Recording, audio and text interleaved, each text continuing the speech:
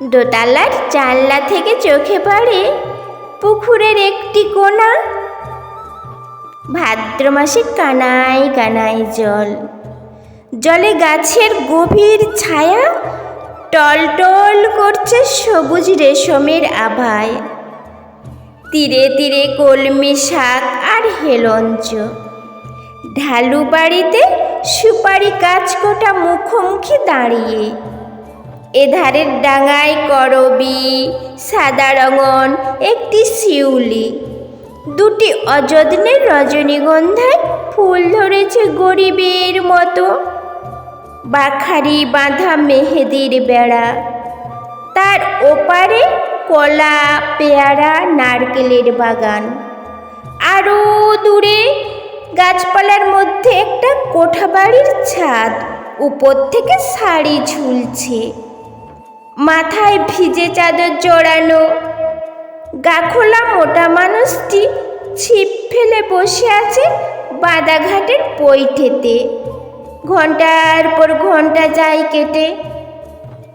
বেলা পড়ে এলো, বৃষ্টি ধোয়া আকাশ, বিকেলের পৌড় আলোয় বৈরাগ্যের মেলানোতা ধীরে ধীরে হাওয়া দিয়েছে। টলমল করছে পুকুরের জল, ঝিলমিল করছে বাতাবি লেবুর পাতা। চেয়ে দেখি আর মনে হয় এ যেন আর কোনো একটা দিনের আবছায়া। আধুনিকের বেড়ার ফাঁক দিয়ে দূর কালের কার একটি ছবি নিয়ে এলো মনে। স্পর্শতার করুণ, স্নিগ্ধতার কণ্ঠ, মুগ্ধ সরল তার কালো চোখের দৃষ্টি।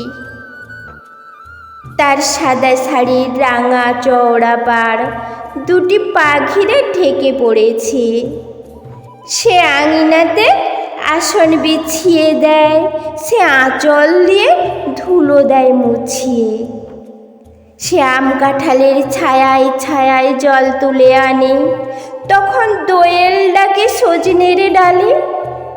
ফিঙ্গে লেজ দুলিয়ে বেড়ায় খেজুর ঝোপে।